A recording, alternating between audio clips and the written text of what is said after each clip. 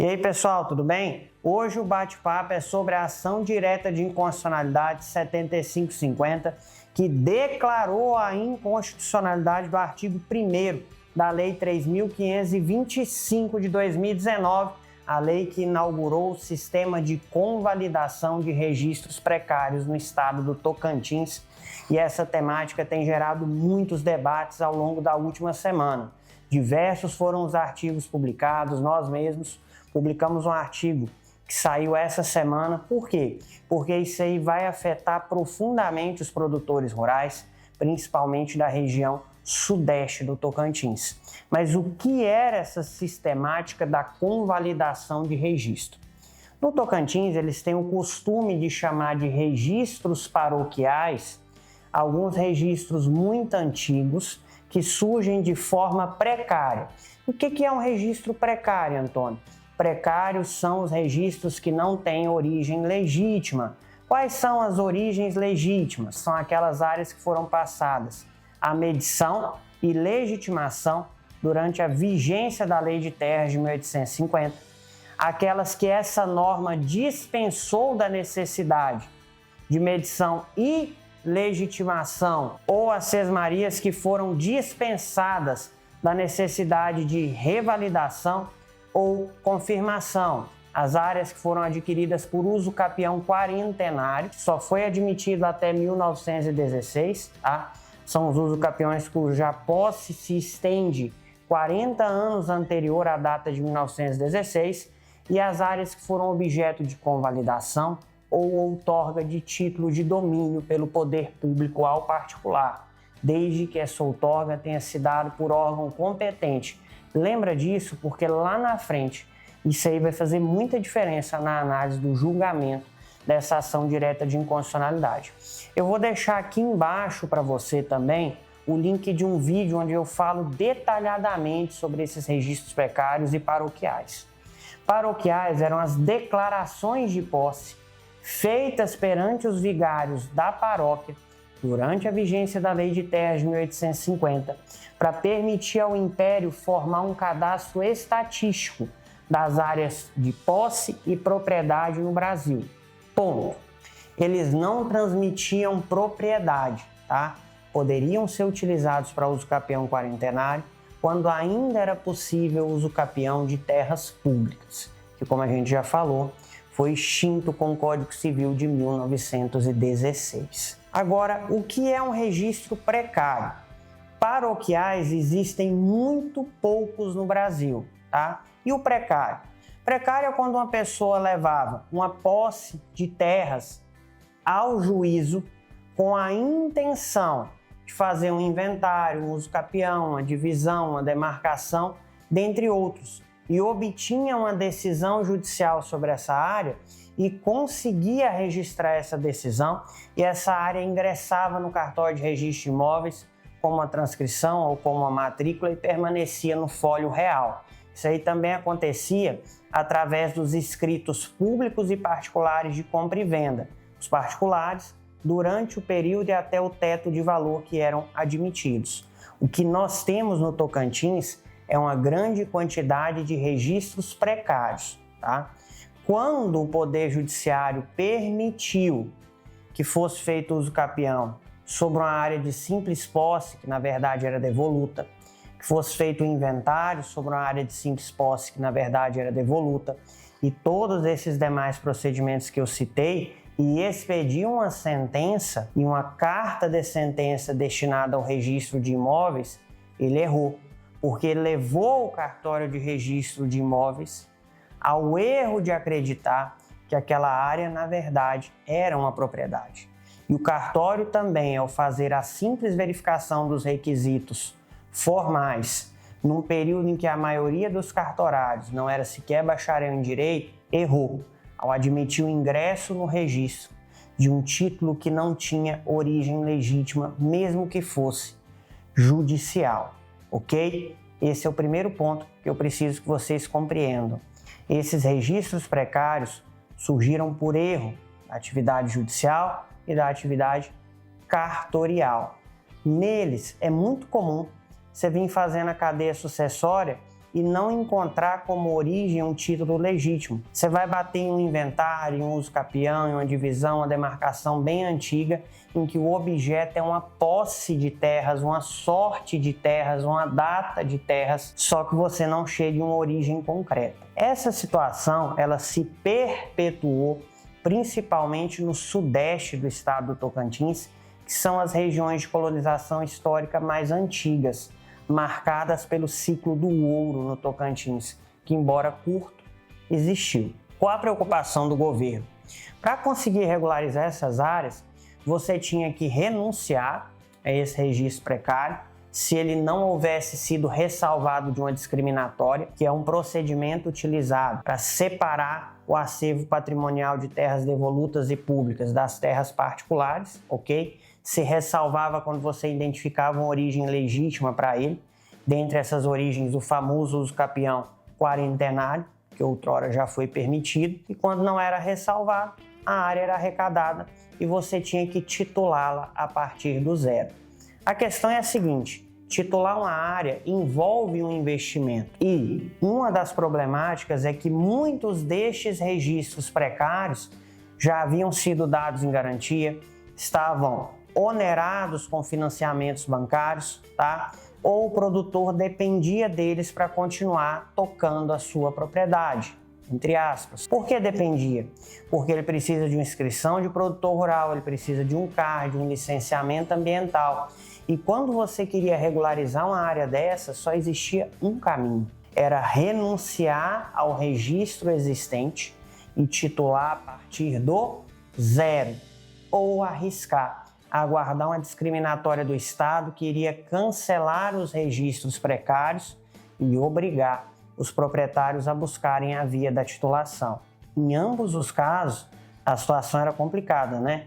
A gente sabe que o produtor rural trabalha num ciclo de estrita dependência com financiamento bancário e ele teria que estar sem dívida nenhuma no banco para conseguir fazer isso e sem necessidade nenhuma de manter os cadastros dele atualizados na DAPEC, no caso do estado do Tocantins, de manter no Naturatins, nos outros órgãos. É um risco muito grande você abrir mão disso tudo para titular um imóvel a partir do zero. Pensando nisso, o estado do Tocantins fez o que vários estados antes dele já haviam feito.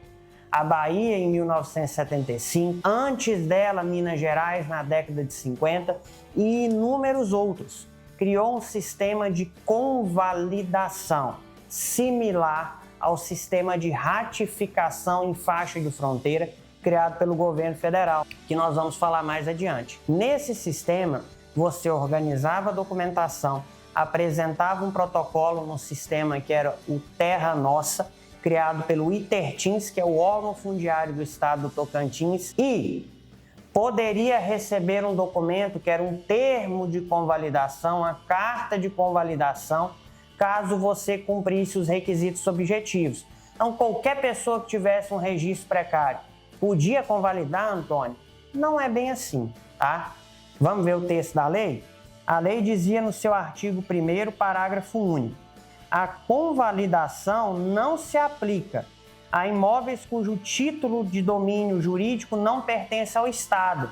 Então, você não podia convalidar uma área que está sobreposta à terra devoluta federal, para evitar conflito com a União e com o INCRA. Você não podia convalidar uma área cuja propriedade ou posse estivesse sendo disputada, questionada ou reivindicada na esfera administrativa ou judicial, por órgão ou entidade da administração federal ou estadual, direta ou indireta. Deve-se observar a política agrária nacional e a política de reforma agrária nacional e resguardar o interesse público. Não seria objeto ainda os imóveis que estivessem passando por desapropriação para interesse social, para fins de reforma agrária ou por utilidade pública, seja essa desapropriação administrativa ou judicial. Tampouco os imóveis localizados em área de território indígena ou quilombola. Esse é o rol do que não poderia ser convalidado. E a norma ainda ressalvava que o interessado em obter a convalidação deveria promover a certificação e o registro do georreferenciamento no prazo de até 2 anos a partir da publicação da lei. E esse prazo poderia ser prorrogado a critério do chefe do Poder Executivo. Isso era uma medida temporária para promover a regularização fundiária e trazer a paz social. E detalhe, subordinada à certificação do georreferenciamento no INCRA, que na esfera federal é o guardião do interesse público de todas as entidades que, direta ou indiretamente, integram a administração pública federal, tá? E que têm interesse fundiário. O próprio INCRA, a SPU, FUNAI, Fundação Palmares, ICMBio, dentre outros. Então havia um crivo para assegurar que as pessoas não utilizassem essa norma como um mecanismo ilícito de grilagem. Mas tudo bem, vamos entender melhor essa situação. A norma, ela vigorou sem alterações até 2020. Em 2020, a gente teve a alteração da Lei 3.730 de 2020, que trouxe uma regulamentação mais rígida e descritiva ao procedimento e deixou explícito que se aplicava à convalidação o limite previsto no artigo 188, parágrafo 2º da Constituição. Não poderia convalidar-se imóveis superiores a 2.500 hectares, que é o teto da regularização fundiária federal, também é o teto da regularização fundiária estadual. Na prática, mesmo antes da publicação dessa lei, já não se admitia a convalidação. Porém, ao se trazer um texto expresso nesse sentido, se reforça a obediência à dinâmica constitucional, tá? Em 2022, a norma mudou de novo. A Lei 3.896 de 2022 transferiu de um sistema eletrônico, que era o Terra Nossa do Itertins, que nunca funcionou como deveria, aos cartórios a responsabilidade de instrumentalizar o processamento do requerimento. Ao invés de você protocolar no site do Terra Nossa, você protocolava diretamente no cartório, ele organizava a documentação e enviava ao Itertins, e o órgão fundiário do Tocantins é quem processava esse requerimento para verificar se era ou não era possível expedir o termo de convalidação, tá? Vamos ver o teor da norma? A Lei 3.730 de 2020 passa a vigorar com a seguinte alteração trazida pela Lei 3.896 de 2022. A efetivação da convalidação realizar-se-á a requerimento do interessado, representado por advogado, perante o registro de imóveis, que, observando os princípios registrais, emitirá nota positiva ou negativa de regularidade documental. Após, notificará o Instituto de Terras, que emitirá, estando conforme o termo técnico de reconhecimento e convalidação. O cartório simplesmente conferia o rol de documentos, cumprindo a obrigação que ele tem de verificar a admissibilidade formal do que é apresentado. Essa norma também estendeu de 2 para 3 anos o prazo dentro do qual o interessado deveria buscar a certificação do georreferenciamento e lançar mão das medidas de convalidação. Novamente, o prazo dentro do qual esse programa operaria era temporário, ok? Então vamos avançar mais um pouquinho, pessoal, para vocês entenderem como é que essa dinâmica chegou no STF, tá? Esse procedimento ele não deveria ser realizado de forma alguma incidindo sobre terra devoluta federal, tá? E nem em áreas onde já houvesse georreferenciamento particular ou em que a área fosse requerida para interesse público. E aí eu já citei um imenso rol aqui atrás das entidades que podem fazer esse requerimento. Praticamente são as mesmas que estão na Câmara Técnica Federal de Destinação de Terras Devolutas e Públicas, tá? Então, em momento algum, a permissibilidade da convalidação poderia afetar as terras devolutas e públicas federais ou incidir sobre área de conflito, tá? Ela foi inspirada no programa de ratificação em faixa de fronteira? De certa forma, sim. Só que na faixa de fronteira, os estados expediram título sobre área devoluta federal e o governo, para impedir o prejuízo do particular, permitiu que eles fossem ratificados pelo INCRA. Lá na ratificação, existe um título legítimo outorgado por órgão ilegítimo e ele se torna precário. E aqui não existe o título outorgado por órgão fundiário mesmo que ilegítimo. O que existe é um título que surgiu ou de um ato registral falho ou de uma conduta displicente do Poder Judiciário, tá? Nessa linha, o STF considerou que, embora a ratificação seja válida, a convalidação não é. Por quê? Única e exclusivamente pelo título de origem, que macula a estrutura registral em um caso e em outro, tá? Isso é claro. Se vocês não acreditam nos interesses políticos envolvidos, é um tribunal constitucional. Os ministros são nomeados pelos presidentes da República em exercício. Então, é muita inocência acreditar que não existem interesses políticos envolvidos nesse tipo de situação. Detalhe, tá?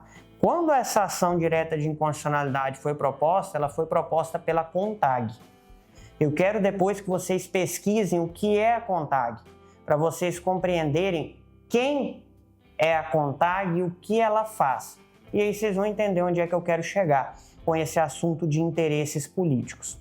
Beleza. E quem foi o ministro responsável por julgar essa ação direta de inconstitucionalidade? Foi o ministro Nunes Marques. E quais critérios ele utilizou? Primeiro, a República Federativa do Brasil é formada pela união indissolúvel, tá?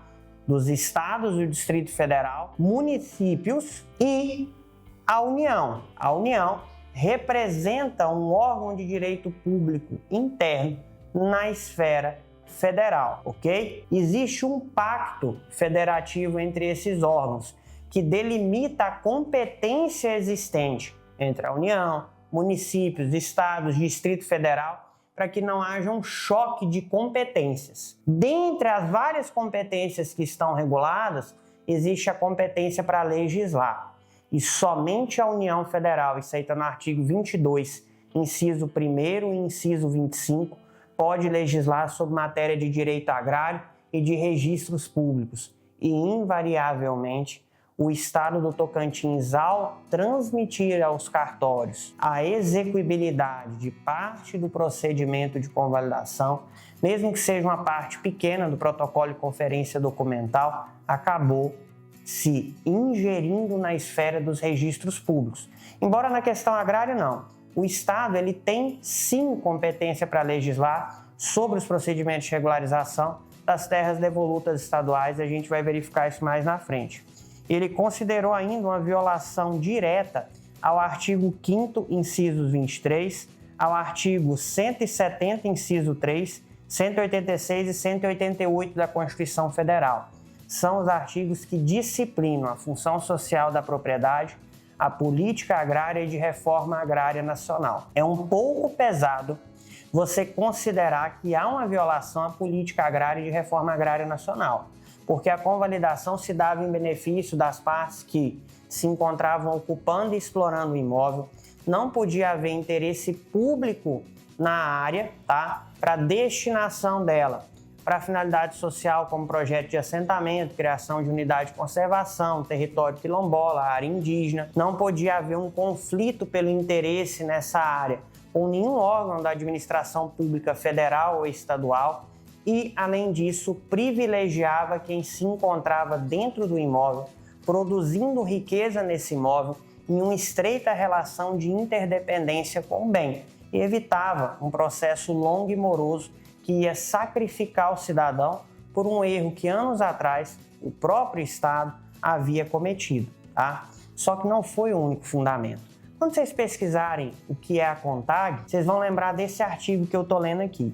Ele alegou também a violação ao artigo 13, é isso mesmo, artigo 13 da Lei 8629 de 1993, que diz que as terras rurais de domínio da União, dos estados e dos municípios ficam destinadas preferencialmente à execução dos planos de reforma agrária.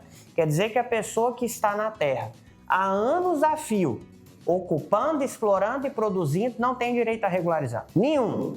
A área tem que ser destinada para a reforma agrária.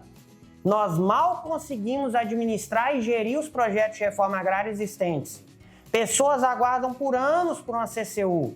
por um título, por uma baixa de cláusula, não tem assistência técnica nenhuma, não tem fomento à produção. Cria-se uma favela a céu aberto nos projetos de assentamento. E essas áreas públicas e devolutas têm que ser todas destinadas para a reforma agrária. E quem está em cima produzindo? O que é que vai acontecer com essas pessoas? Até parece que o governo está muito preocupado com a reforma agrária, porque algum tempo atrás nós estávamos assistindo pessoas que foram assentadas pelo INCRA sendo expulsas das suas terras para atender interesses do ICMBio, do IBAMA e da FUNAI. Bora lá, turma, não foi só isso, tá? Ele também entendeu uma violação ao Estatuto da Terra que nunca ocorreu e esqueceu que a função social da propriedade traz também o direito de acesso à propriedade àquele que ocupa e explora uma área devoluta, preenche os requisitos legais e torna ela produtiva, produzindo riqueza para si e para toda a comunidade ao seu redor.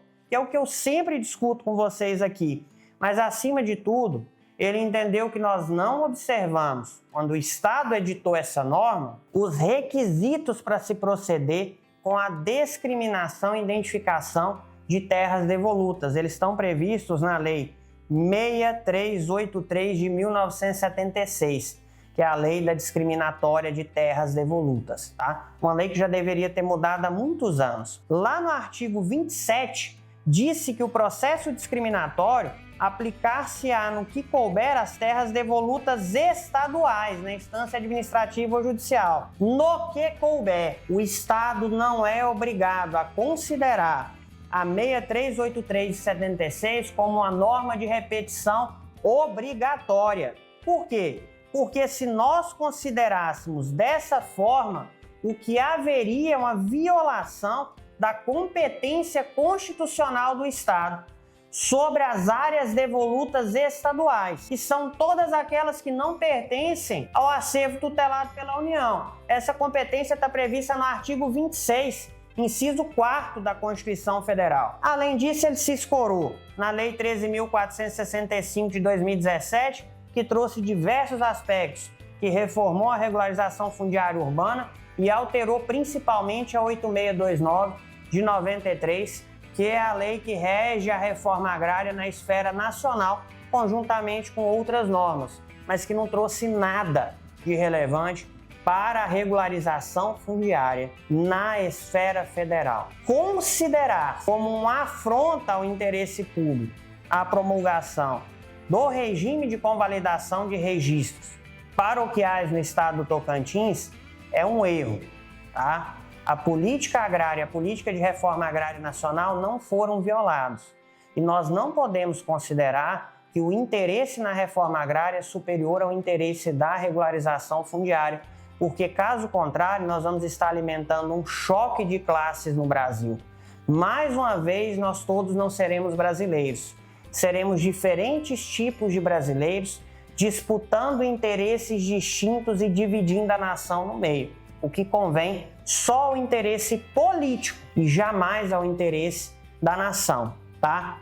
Pessoal, o último detalhe. Quem teve a oportunidade de ler o voto como eu li, vai ver que ele repete também a citação da Lei 11.952 de 2009, que é a Lei da Regularização Fundiária Federal, que revolucionou a titulação de terras devolutas federais pelo INCRA, principalmente durante a vigência do extinto Terra Legal. Essa norma, embora possa servir de parâmetro para a edição de normas estaduais, ela não é norma cogente de repetição obrigatória. A União não pode intervir nos estados e obrigar os estados a destinar as suas áreas devolutas conforme o interesse da União. Isso extrapola o limite diretivo que ela tem sobre a política agrária nacional. Tá certo, doutor, mas o senhor falou que a ação direta de inconstitucionalidade foi só contra o artigo 1º da lei que inaugurou o regime de convalidação. Foi. Mas o Nunes Marques destacou que, embora essa norma tenha sofrido sucessivas reformas, a declaração de inconstitucionalidade do artigo 1º, estou lendo no voto, tá?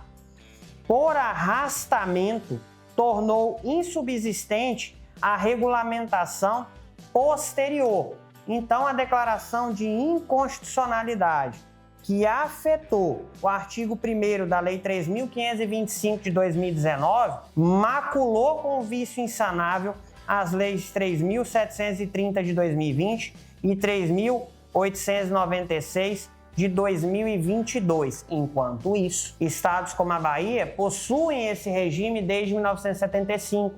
O Mato Grosso inaugurou em 2023 de convalidação. O Piauí, desde 2019, Minas Gerais conseguiu efetivar com sucesso na década de 50 e nós ficando para trás. E é um dos estados que mais sofre com invasões de terras e conflitos fundiários no Brasil, depois do Pará, tá? É o Tocantins, estado marcado pela guerrilha da Araguaia e por inúmeros outros conflitos. Detalhe, quando o ministro reconheceu a inconstitucionalidade da norma, ele não definiu o que aconteceria com as centenas de registros precários que foram convalidados durante a sua vigência. Essa definição depende de algo que os operadores do direito chamam de modulação dos efeitos da decisão. Tá? A modulação vai dizer qual a abrangência desses efeitos. Se os atos praticados em conformidade com a lei forem declarados nulos, todas essas convalidações serão nulas de pleno direito. Se, entretanto, a norma apenas deixar de viger, mas se considerar os atos praticados como direito adquirido, sob a forma de ato jurídico perfeito, eles vão permanecer. Tá? E no futuro? No futuro, talvez o Estado consiga editar uma nova norma de convalidação que seja mais bem sucedida. A ideia foi boa, a intenção foi boa, o programa não foi bem instrumentalizado, diversas pessoas não aderiram, mas a ideia foi boa, a intenção foi boa. Entretanto, ao transmitir essa responsabilidade para os cartórios, embora tenha sido uma atitude louvável, inspirada inclusive pela inauguração do sistema judicapião extrajudicial, você expôs a risco de uma declaração de inconstitucionalidade, porque o Estado, de certa forma, estava legislando sobre registros públicos. Tá? Era a razão para declarar inconstitucionalidade? É a única razão que eu vejo. De tudo que eu falei aqui, é a única razão que eu vejo. Partindo de uma interpretação extremamente positivista, dada por um tribunal que, quando lhe convém, rasga a Constituição e decide da forma que atende aos interesses políticos vigentes. Agora para frente, são cenas do próximo capítulo e ninguém sabe o que vai acontecer. Beleza? Se tiver alguma dúvida, alguma pergunta, deixa aqui embaixo. Eu vou deixar para você também os links de alguns artigos sobre essa temática, tá? E de um vídeo explicando detalhadamente sobre registros precários. Segue a nossa página da Ribeiro Costa aqui no YouTube, segue a gente no Instagram, te vejo em outras publicações, forte abraço!